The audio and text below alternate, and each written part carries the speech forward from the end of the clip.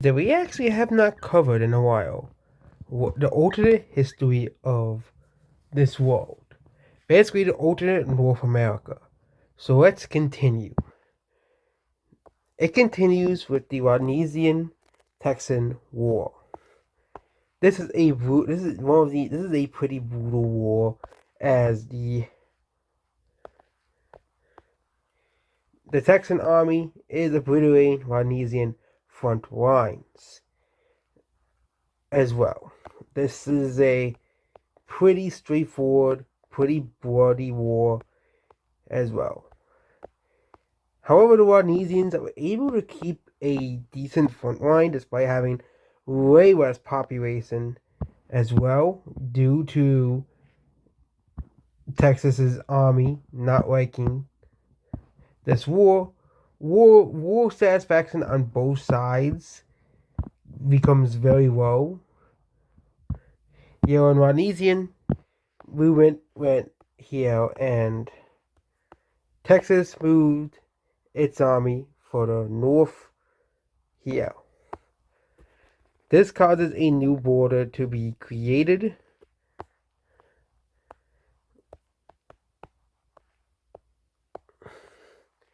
Here, and a new country was created. This buffer state was dubbed Mario. This country was created basically to prevent any supposed future conflicts again between the two countries. Mario is just a small buffer state. However, Rhodesia finally decided to release some land to the newly created buffer state.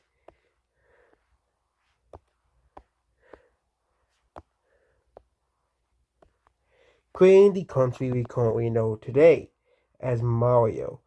Despite this, Mario is still a very relatively poor country, even today, as the country is a very corrupt government as well.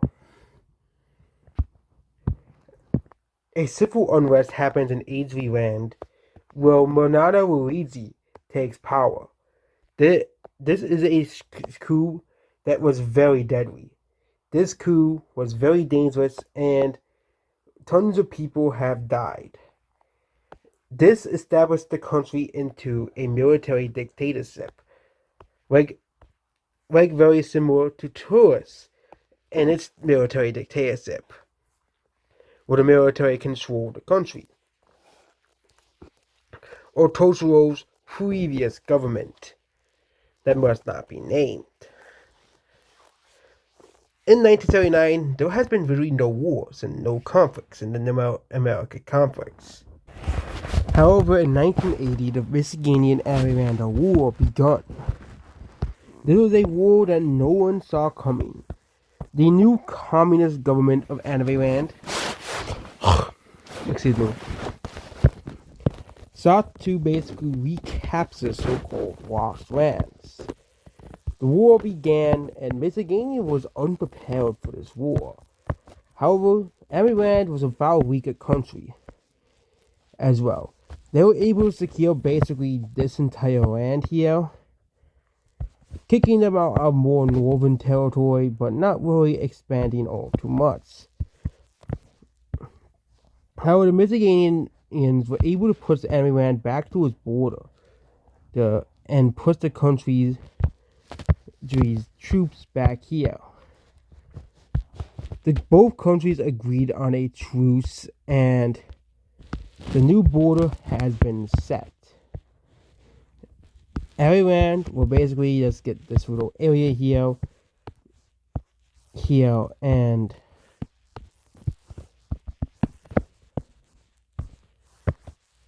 that will be the actual final border as of now. The 1980s is a much more nicer decade. The enemy land, however, it was not. Everyone experiences its biggest famine yet.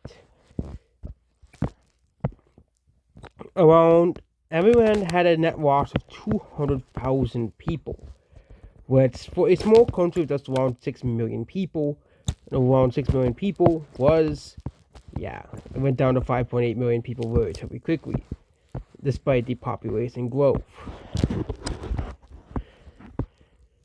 And then we get to the 90s. The country of Taurus is gearing up to finally reunite Emeryland once and for all. Yeah. The Tauran government invades Emeryland relatively quickly. Meanwhile, Kura cannot stand for this injustice. Emeryland is an innocent country that has done nothing wrong to Taurus. It has been a United Nations member since the United Nations has been founded.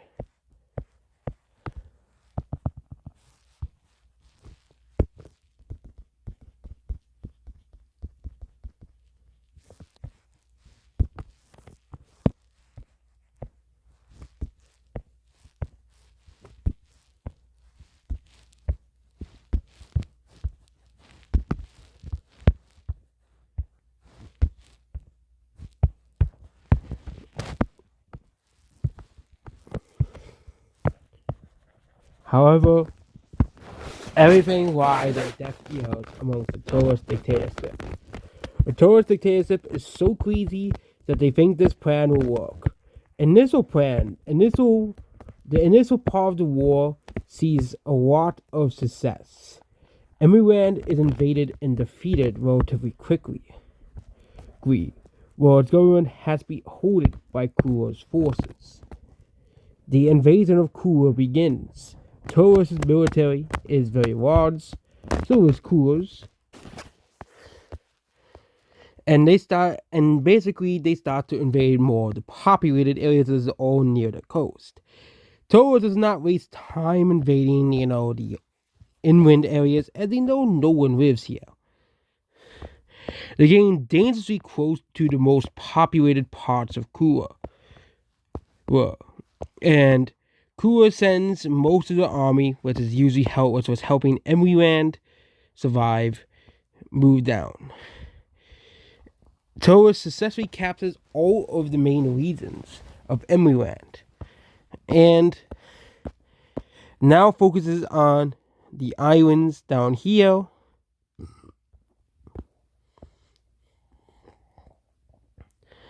and focuses on the most populated region of Kura. This was until another country intervened, Sonic. They do not like what is going on by the hands of the Kuran government. The ally Frieza intervenes as well to basically further isolate this patch of land here, and they start to invade here as well, and they start to basically invade this large portion up here, and all is going well until they start being pushed back. First batch of pushback is in Kura. Well, Kuran armies start to reign supreme in this front, pushing them back to this more sparsely populated area as well. Also, the Emeryland front continues to shatter. However, most of the war is now focused on Sonic. Sonic's population density is mostly like here and along the border of Davis and Luigi, and that's basically where like 80 to 90% of the people live, as most of this side of the country is mostly mountainous.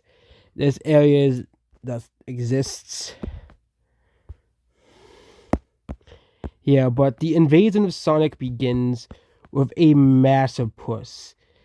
It is a massive push, akin to the push against the Soviet Union by the Nazis. But basically, all is not lost as Rukia joins the war. Despite not being a big power, they do slow down the invasion relatively quickly, and basically now the resistance, the Taurus Alliance and the resistance is now basically cornered. Davis joins the war, which turns the tide of the war. They also get Kosovo, which is a conservative country, to join against them. Meanwhile, the USA and Miscegennia joined against Kosovo alongside California. Here, Kosovo does make minor gains up here in the Tarantian Peninsula, and also they do make gains in the US, which is the last time the US will be invaded by a foreign entity. However, this is the most amount of gains they'll make. Kosovo is immediately pushed back by its enemies and adversaries. And Toros is starting to be pushed out of Kula. While this whole goes down, Toros is starting to be pushed out of Kula and Emily-Land.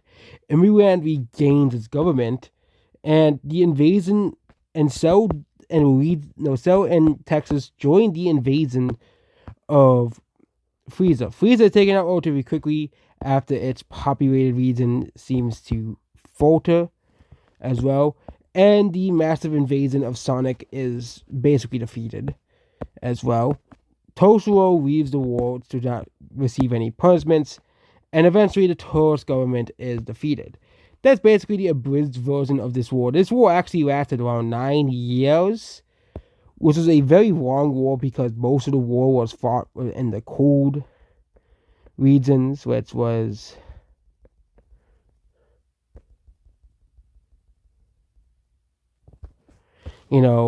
very volatile, which means everywhere else the 90s has been seen as like one of the greatest decades of all time by 90s kids. But however, this entire area, it is seen as a decade of pain, a decade of war, the decade as well. And then the 2000s approach, Rukia enters a civil war that basically was threatening its monarchy. Basically a bunch of anti-monarchist and very dangerous people tried to overthrow the government. That failed. There was, of course, the 9/11 attacks, which, occurs to basically end, Taliban rule in Afghanistan, at least until, the event happens. There's a massive border crisis down here, which causes, tensions between California and Texas once again as well. And now we reach to march more towards modern day. There was a massive insurgency up here and in northern Emily-Land. Both are crossed. There's an insurgency up here which is crossed relatively quickly. And there's now an insurgency in Mario and Tourist, which Tourist falls on to blow a civil war as well. And several other minor insurgencies like in Cell and Luigi by various terrorist groups as well. And now we reach to the modern day. The modern day world is very chaotic and very dangerous. The world is on the verge of turning to World War III as well. These are all the countries that are aligned with Russia and its allies. Meanwhile, these are all the countries that align with Western values, which is decreasing every day.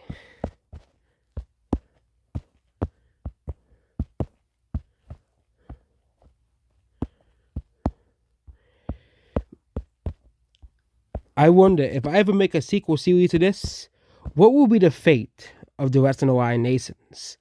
Will they be able to overcome? For example, California and the US alone have a population of around 130 million. Yeah, California had such a massive wave of immigration that the population increased to around 67 million as well. And all of these areas alone, all of the blue areas alone have way more population than the red countries alone. For example, these 3 countries combined for a total of around 30 million people.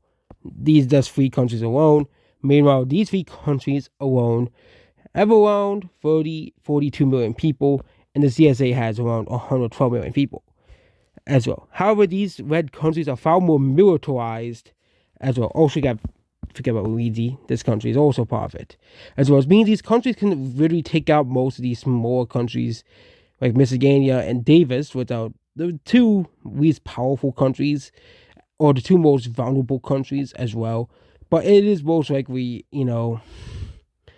that the blue would probably win out if China and Russia don't do anything to help their friends and allies.